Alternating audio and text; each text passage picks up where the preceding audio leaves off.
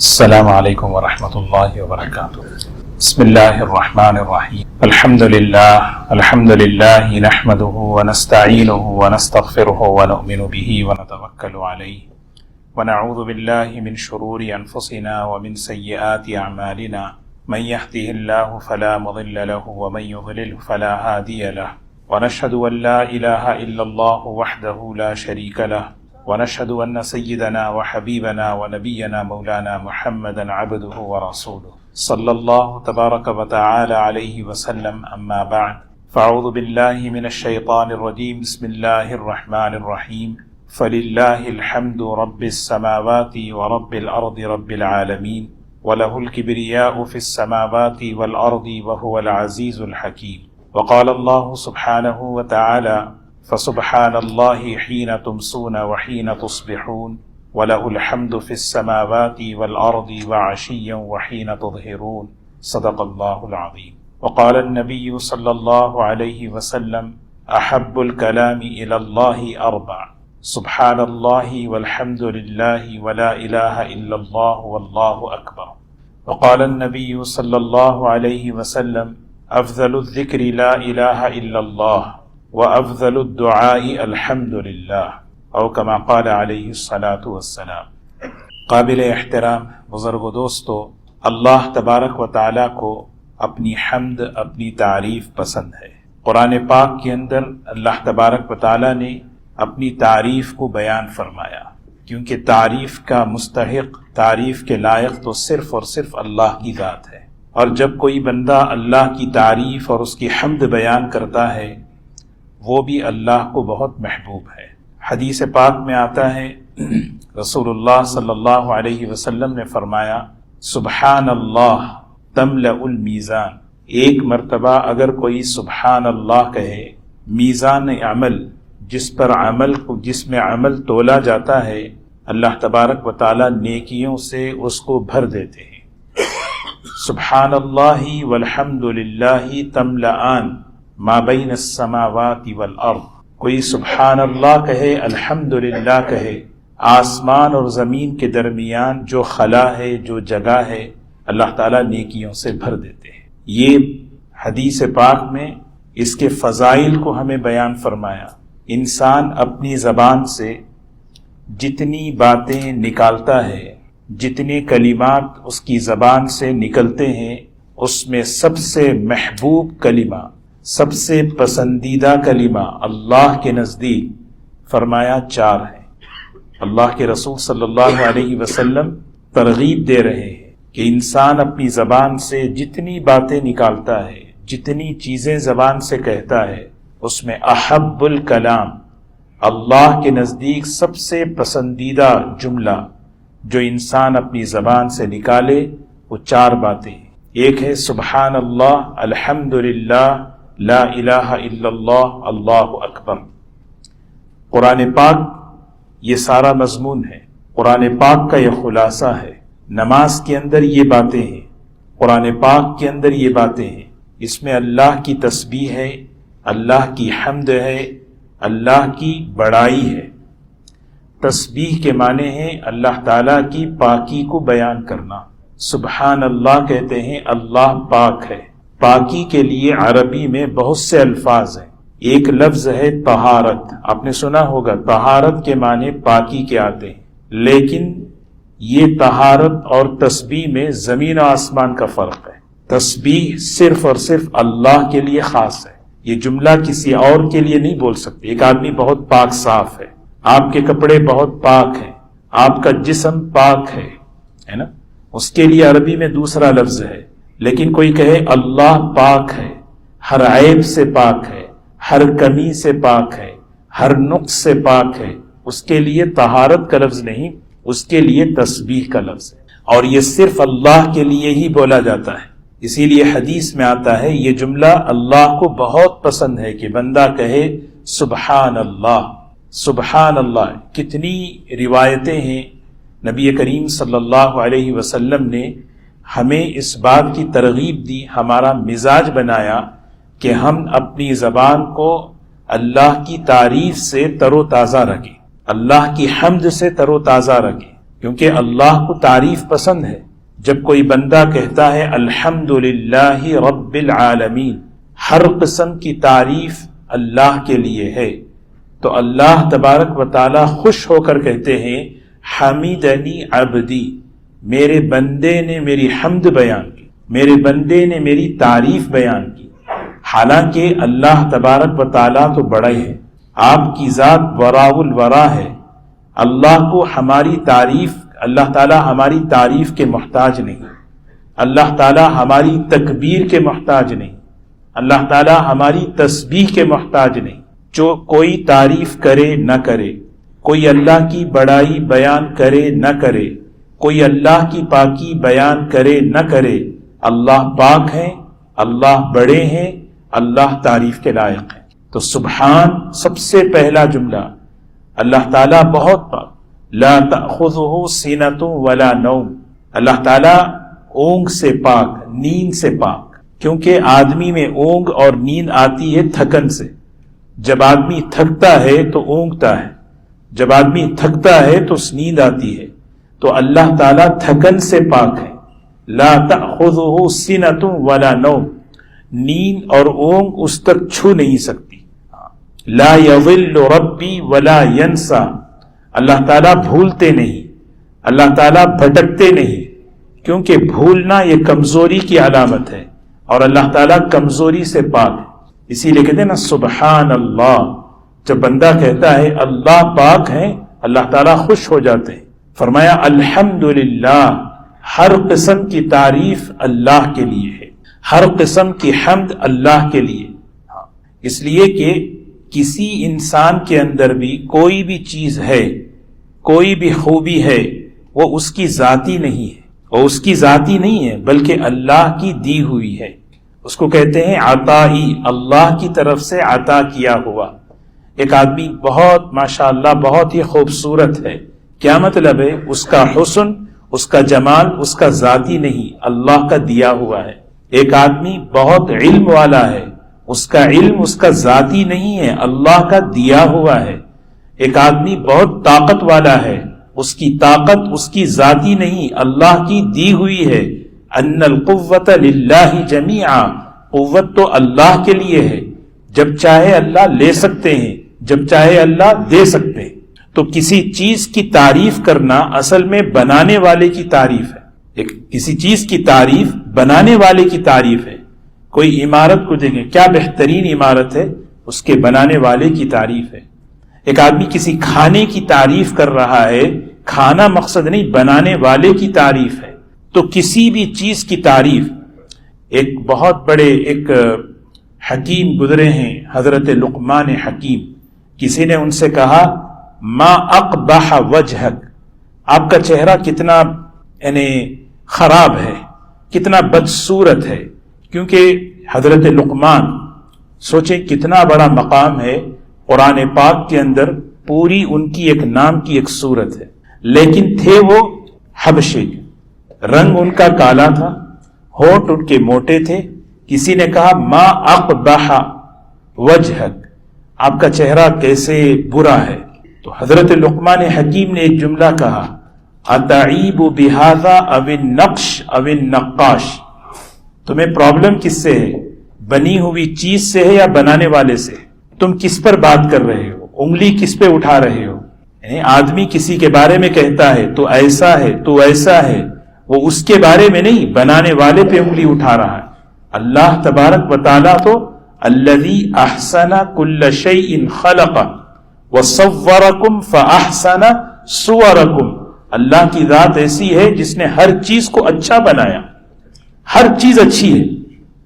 فاحسن صورکم، ہر چیز کائنات کے اندر جتنی چیزیں ہیں سب بہترین اللہ نے بنائے. تو حضرت لقمان حکیم نے کہا تمہیں کس سے مسئلہ ہے، بنی ہوئی چیز سے؟ ذرا غور کرو تمہارا یہ جملہ کس کی طرف، بنانے والے کی طرف. اس لیے آدمی بہت سوچ سمجھ کر کسی انسان کی کسی چیز کی برائی کو بیان کر رہا ہے، وہ اصل میں بنانے والے.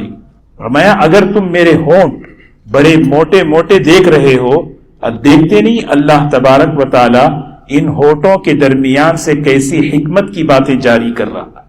کیسی حکمت کی بات ہے. ایک کتاب ہے نفحۃ العرب، اس کتاب کے اندر جو ہے ایک عنوان ہے. عنوان یہ ہے کہ الحیلہ لمن خلق قبیح الوجہ. الحیلہ، حیلہ کے معنی ہے سلوشن، مسئلے کا حل. مسئلے کا حل کیا ہے؟ اس آدمی کے لیے جس کی شکل و صورت ٹھیک نہیں، جس کا جسم ٹھیک نہیں، خوبصورت نہیں. اس کے نیچے ایک واقعہ لکھا ہوا ہے، اس میں حقیقی واقعہ ہے. ایک صاحب تھے، مکہ مکرمہ کے قاضی تھے، اور 50 سال تک وہ دارالقضاء یعنی قضاء کے عہدے پر تھے، چیف جسٹس.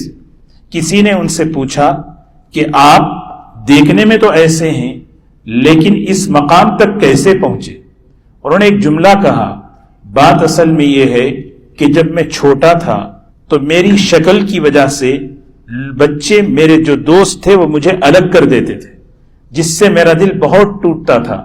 میری والدہ نے مجھے ایک مرتبہ سمجھایا اور کہنے لگی، بیٹا اپنی صورت پر، اپنی شکل پر افسوس مت کر، میری ایک نصیحت یاد رکھ لے، فعلیک بالدین، اپنے اندر دین کا علم حاصل کر لے، اپنے اندر علم حاصل کر لے، اپنے اندر صفات حاصل کر لے. اس لیے کہ اس علم کے اندر، اس دین کے اندر ایسی خصوصیت ہے، ان اللہ یرفع بہ الخسیس ویتم بہ النقیس. اللہ اس علم کے ذریعے سے تمہیں عزت کی بلندیوں پر پہنچائے گا، اور جتنی کمی تمہارے اندر ہے اس کمی کو چھپا دے گا.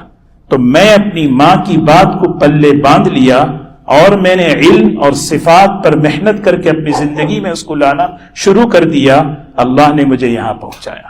تو الحمدللہ، الحمدللہ یہ مطلب یہ ہے کہ کسی انسان کے اندر کوئی بھی چیز ہے یہ اس کی ذاتی نہیں بلکہ اللہ کی دی ہوئی عطائی ہے. تو کسی بھی چیز کی تعریف گویا اللہ کی تعریف. اسی لیے یہ جملہ ہے الحمدللہ.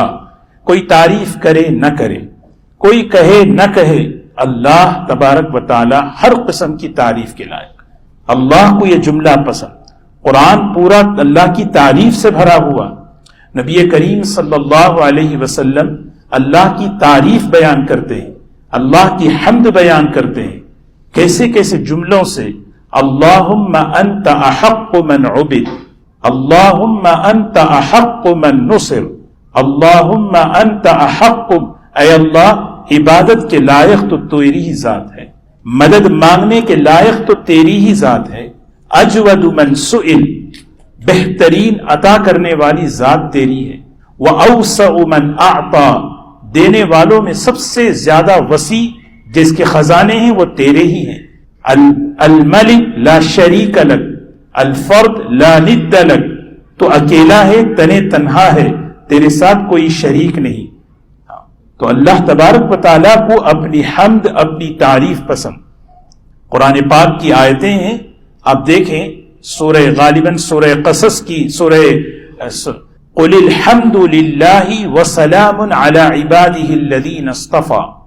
قل کہہ دیجئے الحمدللہ، قل کہہ دیجئے الحمدللہ.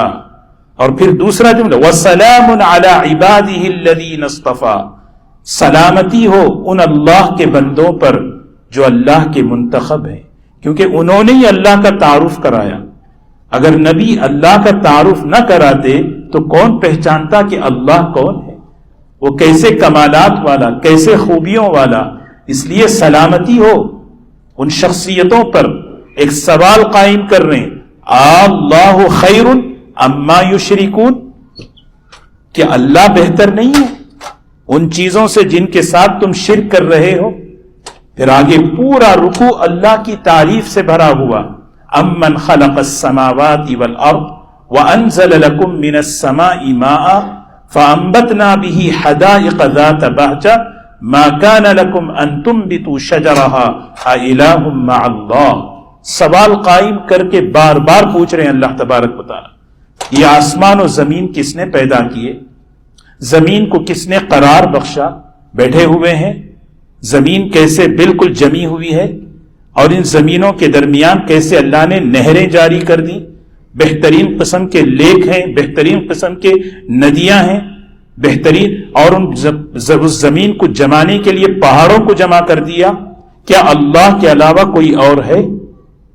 تو دوستو قرآن اگر ہم پڑھتے ہیں، اللہ کی تعریف، اللہ کی حمد ہے اس کے اندر، اسی لیے فرمایا افضل الدعاء الحمدللہ، سب سے بہترین دعا الحمدللہ۔ یہ الحمدللہ کلمہ شکر بھی ہے اور کلمہ دعا بھی ہے، دعا کا کلمہ۔ اسی لیے آپ دیکھیں نبی کریم صلی اللہ علیہ وسلم نے ہمیں سکھایا کہ جب تم اللہ سے سوال کرو، اللہ سے مانگو، سب سے پہلے اللہ کی تعریف بیان کرو، اللہ کی حمد بیان کرو، اس لیے کہ اللہ کی تعریف، اللہ کی حمد یہ اصل سوال ہے۔ ایک صحابی ہیں، انہوں نے اللہ کی تعریف بیان کی اور ان الفاظ سے بیان کی، فرمایا اللہم انی اسألک بأنک انت اللہ لا شریک لک والفرد لا ند لک، اے اللہ میں مانگتا ہوں اس ذات سے جو بادشاہ ہے، جس کے ساتھ کوئی شریک نہیں۔ ایک روایت میں ہے انت اللہ الاحد الصمد لم یلد ولم یولد ولم یکن لہ کفوا احد۔ اللہ کی حمد بیان کی۔ نبی کریم صلی اللہ علیہ وسلم نے ان صحابی سے فرمایا اب مانگو اللہ سے، جو سوال کرو گے اللہ دیں گے، جو دعا مانگو گے اللہ قبول کریں گے، اور پریشانیوں میں، حالات میں جکڑے ہوئے ہو، اللہ تبارک و تعالیٰ تمہیں آسانی کی راہیں کشادہ کرے۔ تو اسی لیے یہ 2 3 4 جملے جیسے حدیث پاک میں آتے ہیں، اس میں سبحان اللہ، الحمدللہ، لا الہ الا اللہ، اللہ اکبر، یہ 4 کلمے اللہ کو بڑے محبوب۔ سبحان اللہ، اللہ پاک ہے، ہر عیب سے پاک، ہر نقص سے پاک، اس کو دل میں اتارنا ہے۔ بعض مرتبہ آدمی کیا ہے، دنیا میں رہتے ہوئے اللہ کے حکم، اللہ کے فیصلوں کے بارے میں آدمی کے دل میں شکوک و شبہات پیدا ہوتے ہیں۔ جیسے اللہ کا دین ہے، اللہ نے اس دین کو کامل اور مکمل بنایا۔ انسان جب ایمان کمزور ہوتا ہے، دین کے معاملے میں سوچتا ہے یہ کیوں ہے، ایسا حکم کیوں ہے، اس کے بجائے یہ ہوتا تو بہتر ہوتا، اس کے بجائے ایسا ہوتا تو اچھا ہوتا، یہ حکم آج کے معاملے میں چل نہیں سکتا، یہ بڑا مشکل ہے ان حالات میں۔ یہ شکوک و شبہات ہیں حکم کے معاملے میں اور فیصلوں کے معاملے میں، چاہے وہ فیصلہ میری ذات سے متعلق ہو، چاہے وہ فیصلہ دنیا کے معاملے میں، جیسے میرے ساتھ یہ کیوں ہو رہا ہے، دنیا میں ایسا کیوں ہو رہا ہے۔ انسان جب کہیں دیکھتا ہے، مثال کے طور پر کہیں ظلم ہو رہا ہے، امت مظلوم بنی ہوئی ہے، فوراً اندر سے ایک فطری طور پر یہ کیوں ہو رہا ہے، یہ کیوں ہو رہا ہے، یہ فیصلوں پر جو اعتراض کی، فیصلوں پر جو شبہ اور شک کی جو چیز دل کے اندر نکل رہی ہے، وہ وجہ اس کی یہ ہے کہ سبحان اللہ ابھی دل میں اترا نہیں۔ سبحان اللہ کا مطلب اللہ بے عیب ہیں، کیا مطلب؟ اس کا ہر فیصلہ، اس کا ہر حکم، کسی میں کوئی عیب نہیں، کسی میں کوئی عیب نہیں۔ یہ الگ بات ہے کہ ہماری عقلیں کمزور ہیں، ہماری عقل اللہ تعالیٰ کے نظام کو سمجھ نہیں سکتی، اللہ کا نظام کچھ اور ہے، وہاں تک ہماری عقل نہیں پہنچ سکتی۔ ایمان والوں پر، اللہ کے نیک بندوں پر حالات آتے ہیں، اشد الناس بلاء الانبیاء ثم الامثل فالامثل، کبھی کبھی ایمان والوں پر بڑے سخت حالات، نبیوں پر حالات، اور کبھی کبھی ظالموں کو اللہ تعالیٰ چھوڑ دیتے۔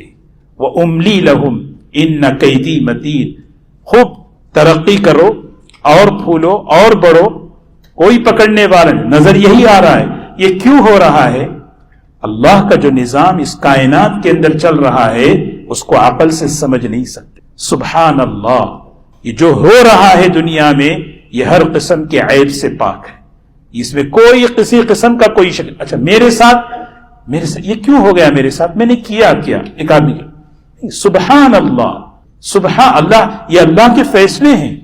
اللہ کا دین جس طرح اس میں کسی قسم کی کوئی کمی نہیں، اس میں کسی قسم کا کوئی نقص نہیں۔ دین مکمل ہے کا مطلب قیامت تک کے لیے مکمل ہے، دین مکمل ہے کا مطلب ہر ملک کے لیے وہی دین ہے، ہر ماحول کے لیے دین ہے۔ ایک آدمی یہ کہے کہ اس ماحول میں کیسے چلے، ان حالات میں کیسے چلے، نہیں، سبحان اللہ، اگر یہ بات ہے تو تم یہ کہہ رہے ہو کہ اللہ تعالیٰ کے حکم میں عیب ہے، کمی ہے.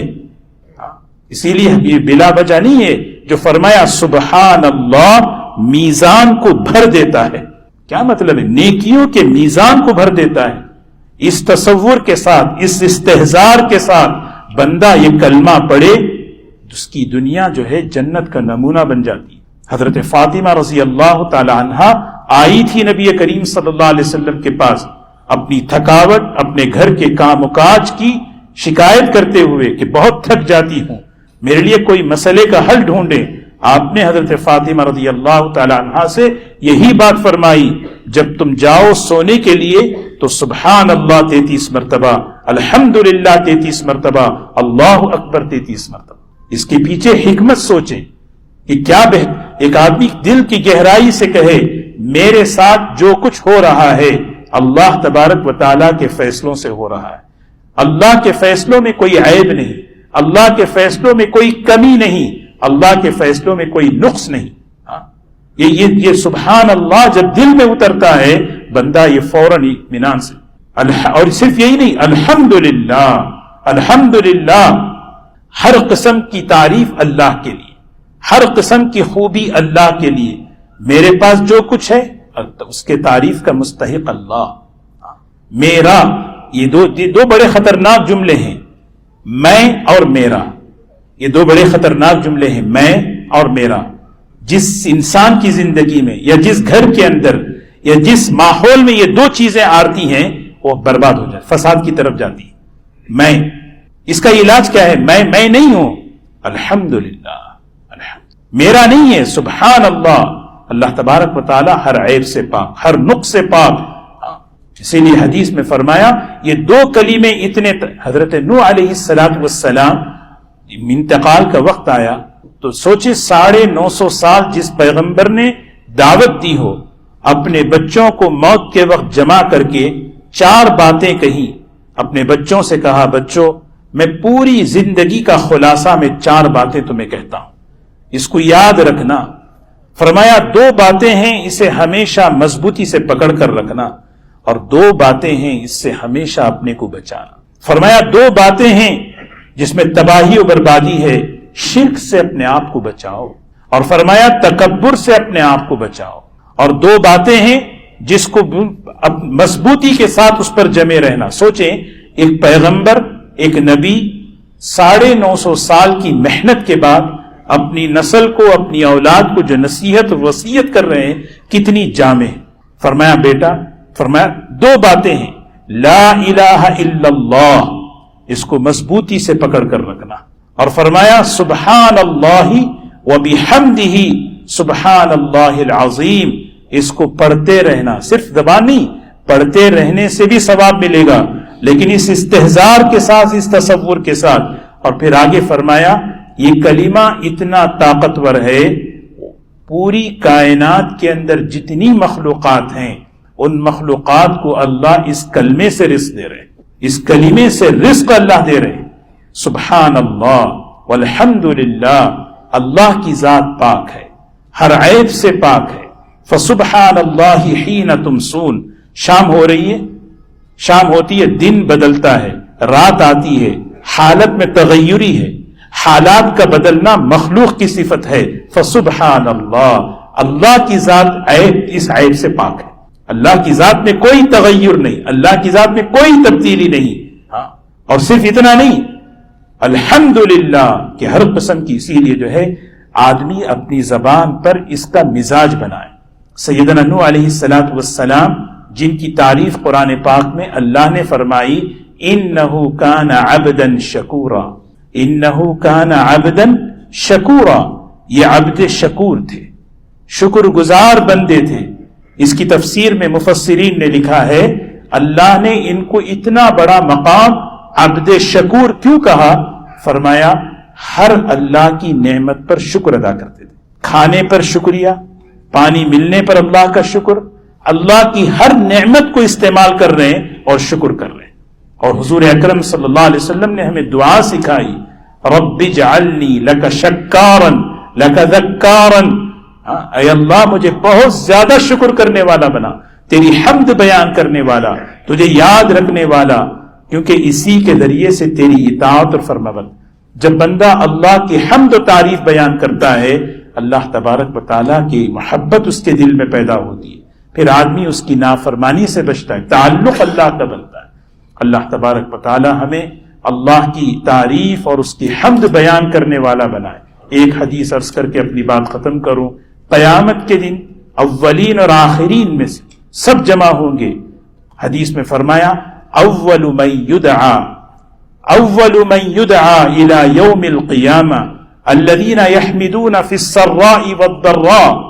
قیامت کے دن سب سے پہلے جنت کی طرف اس جماعت کو اللہ بلائیں گے جو ہر حال میں اللہ کی حمد بیان کرنے والی ہے. اللہ تبارک و تعالی ہم سب کو یہ مزاج پیدا فرمائے. وآخر دعوانا الحمدللہ.